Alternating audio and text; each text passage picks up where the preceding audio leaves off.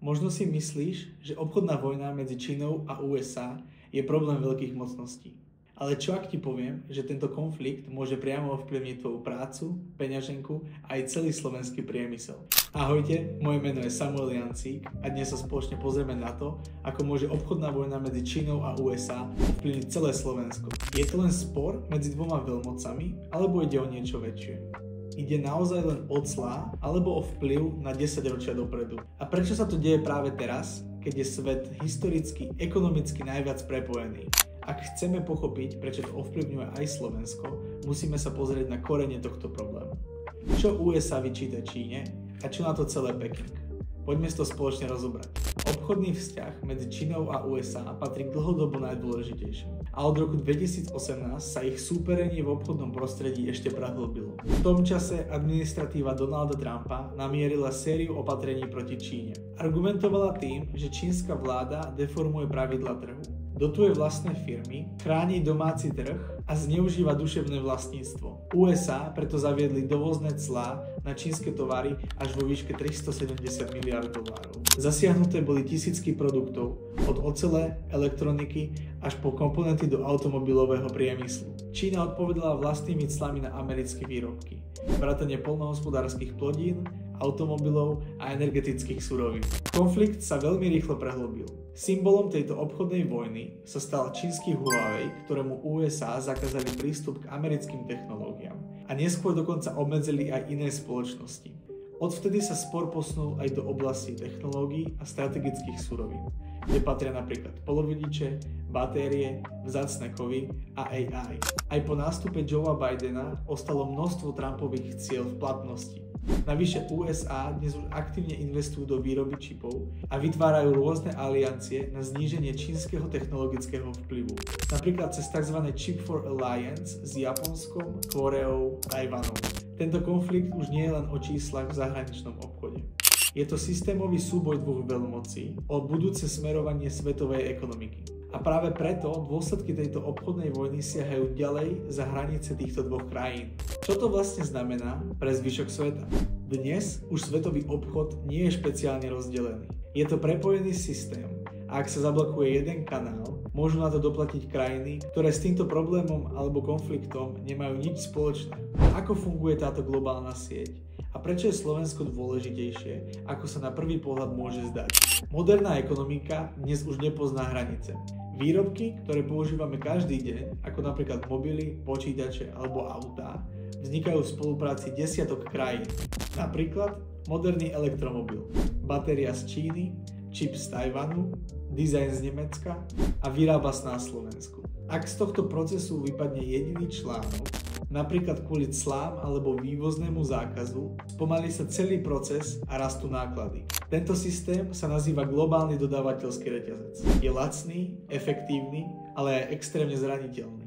Keď sa medzi dvoma kľúčovými hráčmi, akými sú USA a Čína, objaví konflikt, má to dopad na celý dodávateľský reťazec. Ak USA zakáže export určitých čipov do Číny, môže prestať vyrábať určité komponenty. Európske firmy, ktoré tieto komponenty používajú, sa vďaka tomu môžu dostať do problémov. Vrátane spoločností, ktoré pôsobia na Slovensku. Navyše, neistota na globálnych trhoch často spôsobuje výkyvy cien energií a surovín.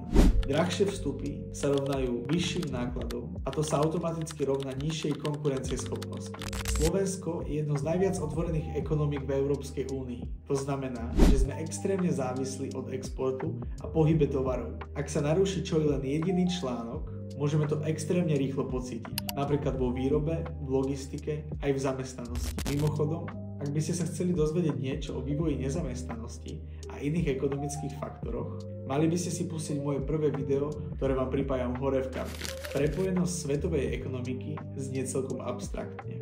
Ale čo sa stane, keď sa ten reťazec začne trhať? Kto znáša dôsledky toho, keď sa veľmoci rozhodnú blokovať tovarov, surovín alebo technológií? A čo Slovensko? Krajina, ktorá žije z priemyslu, exportu a z toho, že svetová ekonomika funguje plynule. Teraz sa pozrieme priamo na to, ako sa tieto globálne opatrenia premietajú priamo do našej ekonomiky. Slovensko patrí medzi najviac otvorené ekonomiky v Európe. Viac ako 85% HDP tvorí export, najmä priemyselné výrobky, stroje, elektronika a autá. A práve tieto sektory sú najviac citlivé, čo sa aktuálne a priamo teraz deje vo svetovom obchode. Napríklad automobilky ako Kia, Volkswagen, Stellantis či Jaguar Land Rover sú silne závislé od dodávok z Ázie. Ak sa v dôsledku čínsko-americkej obchodnej vojny tieto toky spomalia, priemysel v tomto odvetví sa na Slovensku môže radikálne spomaliť alebo úplne zastaviť. To isté platí pre firmy v elektrotechnike. Napríklad spoločnosti Foxconn a Samsung montujú zariadenia pre globálny trh. Slovenské firmy nie sú často finálnymi výrobcami a keď sa zníži dopyt v Nemecku, vo Francúzsku alebo v Kórei, prvý tlak sa preniesie na dodávateľov. A napokon, keď firmy čelia rastúcim nákladom a neistému dopytu, začínajú šetriť. Najskôr na investíciách a potom bohužiaľ na ľuďoch. Slovensko tak nie je priamym účastníkom v tejto obchodnej vojne, ale jej dôsledky sa môžu u nás prejaviť veľmi rýchlo a hlavne citeľne. Dnes to možno ešte len spomaluje výrobu.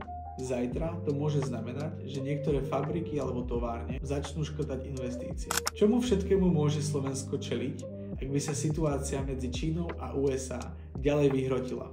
V tejto chvíli môžeme hovoriť o spomalení, neistote a výkyvoch.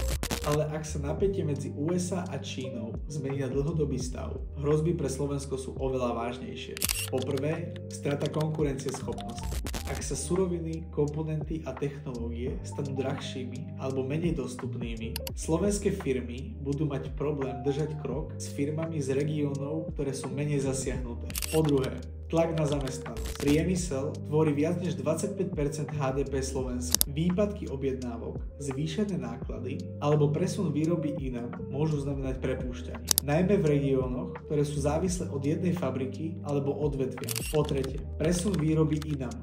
Ak sa nadnárodné firmy rozhodnú meniť svoje dodávateľské reťazce, môžu si vybrať iné krajiny.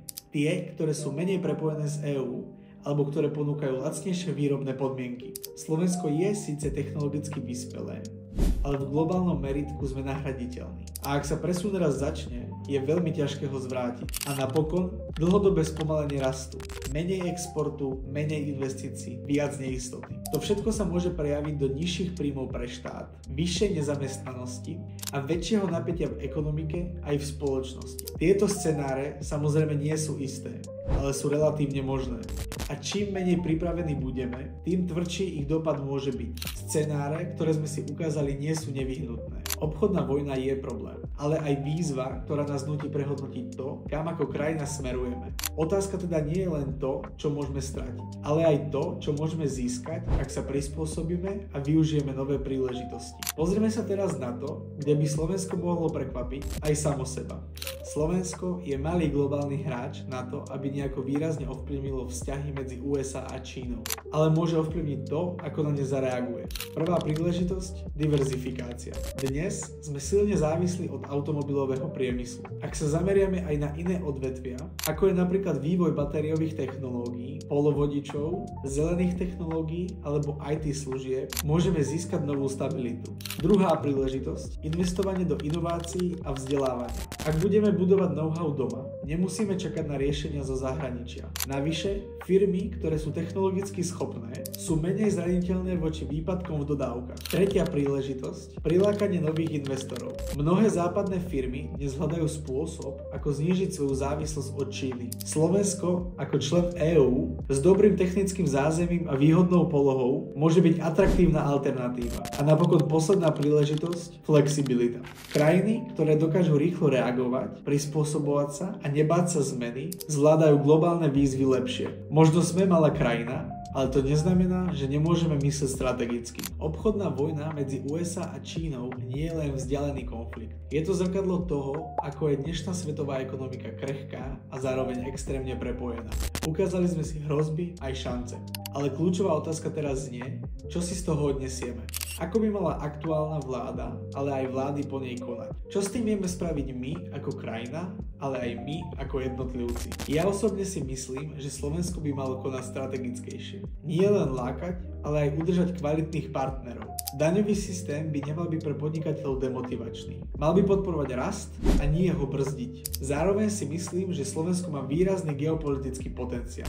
Slovensko by sa malo formovať ako vstupná brána pre východné firmy, ktoré chcú preniknúť na západ, ale aj pre západné spoločnosti, ktoré hľadajú prístup k východným trhom. Samozrejme, všetko sa to musí diať z rozumu. Lákať na Slovensko firmy, ktoré pochádzajú z krajín, ktoré môžu byť pre nás bezpečnostným alebo politickým rizikom, nie je stratégia, ale hazard. Potrebujeme aj aktívnejšiu vládnu diplomáciu v oblasti ekonomickej propagácie. Cielenú, odborne vedenú a hlavne dlhodobo udržateľnú. Ak má mať táto kríza pre nás nejaký zmysel, tak len vtedy, ak sa z nej niečo naučíme. Obchodná vojna je len jeden z mnoho signálov, že sa svet mení. Rýchlo a nečakane. Malé krajiny ako Slovensko musia byť nielen pripravené, ale aj aktívne. Investovať do ľudí, diverzifikovať, znížiť závislosť, premýšľať dlhodobo. A čo si o tom myslíš ty? Napíš mi svoj názor do komentára a na toto video daj like a odber, aby ti podobné analýzy už nikdy neunikli. Vidíme sa na budúce.